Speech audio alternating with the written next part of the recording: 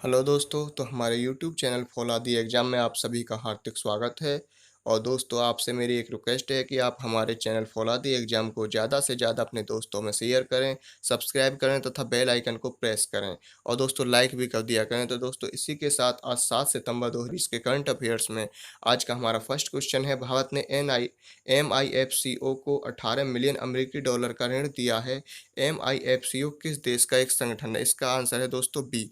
ये एक मालदीव का संगठन है। भारत ने मालदीव औद्योगिक मत्स्य कंपनी एमआईएफसीओ में मछली पकड़ने की सुविधाओं का विस्तार करने के लिए 18 मिलियन अमेरिकी डॉलर का ऋण दिया है। इस ऋण से समुद्री क्षेत्र की आर्थिक स्थिति व मछलियों को जो पकड़ने व जमा करने का या भंडारण करने में जो सुविधा होगी। तो इस ऋण से जो मालदीव को दिया गया है, इसमें वहाँ का जो मत्स्य पालन है उसे डेवलप करने में उन्हें मदद मिलेगी, जिससे कि उन्हें अच्छी सुविधा मिल सके पकड़ने में तथा उसका भंडारण करने में। तो मालदीव की कैपिटल क्या है दोस्तों? तो मालदीव की कैपिटल है माले। मालदीव की कैपिटल माले है और इसकी करेंसी है मालदीवियन रुपया। और इसके जो प्रेजेंट टाइम में प्रेसिडेंट हैं वो हैं इब्राहिम मोहम्मद सोले। तो दोस्तों, ये एमआईएफसीओ मालदीव की ही एक कंपनी है। तो दोस्तों, इसी के साथ हमारा नेक्स्ट सेकंड नंबर का क्वेश्चन है कि भारत के अनुरोध पर किस देश ने पाकिस्तान को नो आर्म्स सप्लाई नीति दोहराई है? तो दोस्तों, इसका आंसर है हमारा ए।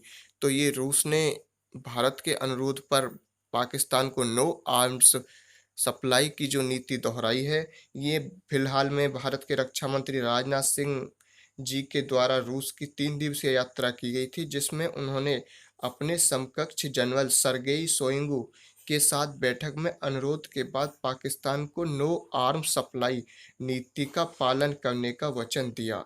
और दोस्तों, इस बैठक में भारत और रूस ने अपने रक्षा उद्योगों को विकसित करने और अमेठी में AK-203 असॉल्ट राइफल कारखाने की स्थापना में तेजी लाने के लिए सहमति व्यक्त की थी।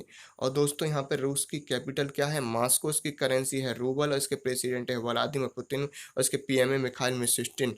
तो दोस्तों, इसी के साथ हमारा नेक्स्ट जो थर्ड नंबर का क्वेश्चन है वो है, पांचवें ब्रिक्स संस्कृति मंत्रियों की आभासी बैठक में भारत का प्रतिनिधित्व किसने किया? तो इसका आंसर है हमारा डी।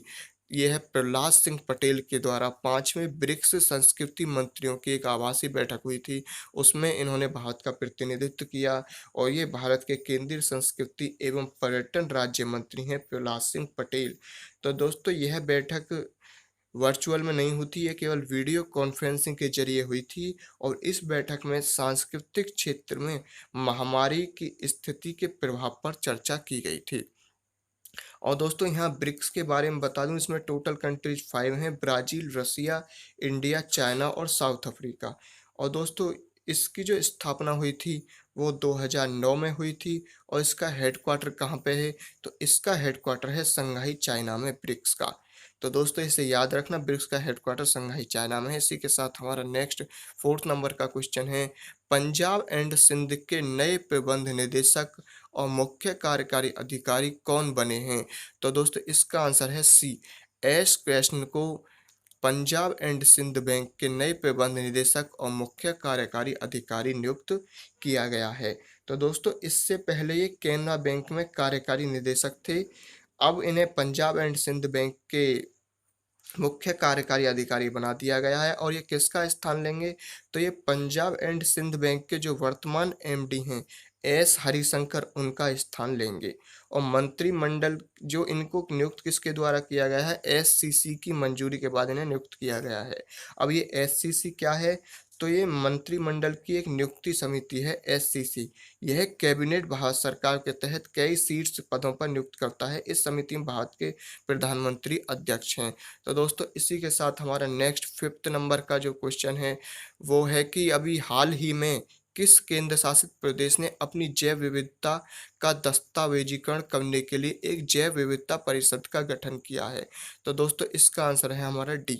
तो ये अभी जम्मू कश्मीर केंद्र शासित प्रदेश के द्वारा अपनी जैव विविधता का दस्तावेजीकरण करने के लिए एक जैव विविधता परिषद का गठन किया गया है। और दोस्तों, यह एक 10 सदस्यीय जैव विविधता गठन है और इसमें यह परिषद स्थानीय शासन निकायों के प्रतिनिधियों की मदद से पीपल्स बायोडायवर्सिटी रजिस्टर पीबीआर बनाए रखेगी और हर पंचायत में नगरपालिका समिति में यह शुरू किया जाएगा। ये प्रोग्राम जो स्टार्ट किया गया है जम्मू एंड कश्मीर के द्वारा, तो यह हर नगर पंचायत में स्टार्ट किया जाएगा बायोडायवर्सिटी का। तो दोस्तों जम्मू कश्मीर की दो कैपिटल्स हैं, श्रीनगर समर कैपिटल्स और जम्मू विंटर कैपिटल्स। तो दोस्तों इसी के साथ हमारा नेक्स्ट क्वेश्चन है, अंतर्राष्ट्रीय चैरिटी दिवस कब मनाया जाता है? तो दोस्तों हमारा इसका आंसर है ए, 5 सितंबर को अंतर्राष्ट्रीय चैरिटी दिवस मनाया जाता है। और दोस्तों इसकी जो घोषणा की गई थी वो 2012 में संयुक्त राष्ट्र महासभा के द्वारा की गई थी। और इसके जो ये किसके उपलक्ष्य में मनाया जाता है, तो यह संयुक्त राष्ट्र महासभा द्वारा 5 सितंबर को जो मदर टेरेसा को श्रद्धांजलि देने के लिए उनके निधन की सालगिरह पर मनाया जाता है 5 सितंबर को। और दोस्तों मदर टेरेसा को 1979 में 1979 में गरीबी और संकट से उबरने के संघर्ष में किए गए काम के लिए नोबेल अवार्ड से भी नवाजा गया था। और दोस्तों यूनाइटेड नेशंस की जो जनरल इसे यू संयुक्त राष्ट्र महासभा की फुल फॉर्म है यूनाइटेड नेशंस जनरल असेंबली। इसके प्रेसिडेंट हैं तिजानी मोहम्मद बंदे और इसकी स्थापना 1945 में हुई थी। इसी के साथ हमारा नेक्स्ट 7 नंबर का क्वेश्चन है, विश्व ओपन ऑनलाइन शतरंज टूर्नामेंट 2020 किसने जीता है? तो इसका आंसर है सी, ये पी इंडियन के द्वारा जीत लिया गया है। और ये एक भारतीय ग्रैंड मास्टर हैं, इन्होंने 9 में से 7.5 7.5 अंक प्राप्त किए थे। इस प्रतियोगिता में 16 देशों के 120 खिलाड़ियों ने भाग लिया जिसमें 30 से अधिक ग्रैंड मास्टर्स शामिल थे। यह वार्षिक कार्यक्रम का 48वां संस्करण था। अब मैं आपको पी इंडियन के बारे में बता दूं, यह एरोड तमिलनाडु और भारत के 61वें खिलाड़ी हैं जिन्हें ग्रैंड मास्टर की उपाधि से सम्मानित किया गया है। इन्होंने हाल ही में एक ऑनलाइन लिटजी इवेंट हुआ था, उसमें दुनिया के नंबर 2 के फैबियानो कारुआना को हराया था।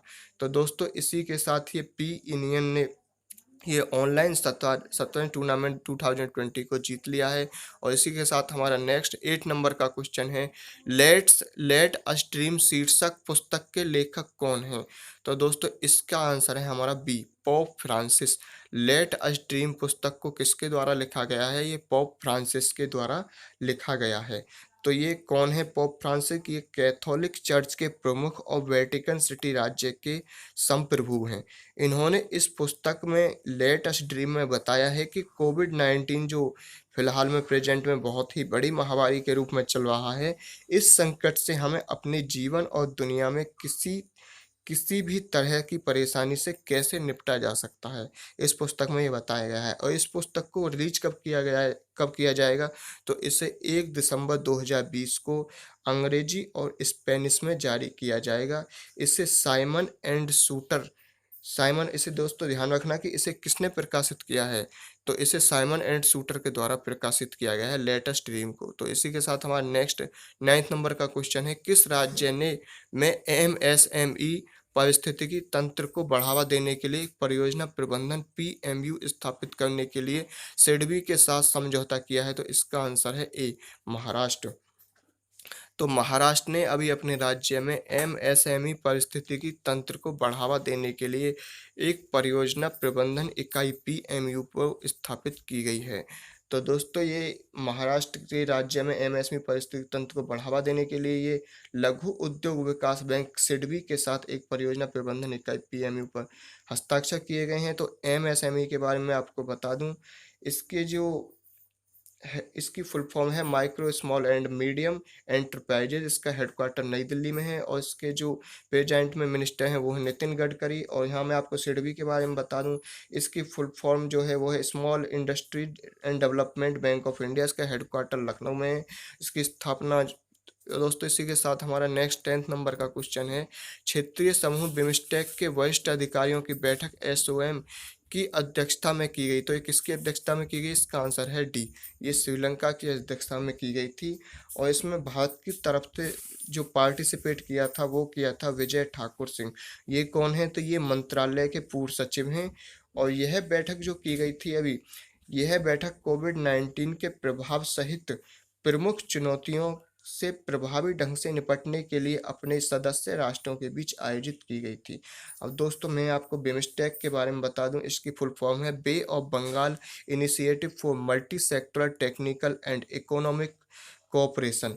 तो दोस्तों इसमें टोटल 7 कंट्रीज़ शामिल हैं। कौन-कौन सी कंट्रीज़ हैं वो? बांग्लादेश, भूटान, भारत, म्यांमार, श्रीलंका, थाईलैंड और नेपाल। और इसका हेडक्वार्टर ढाका बांग्लादेश में है। इसकी स्थापना 6 जून 1999 को हुई थी बिमस्टेक की।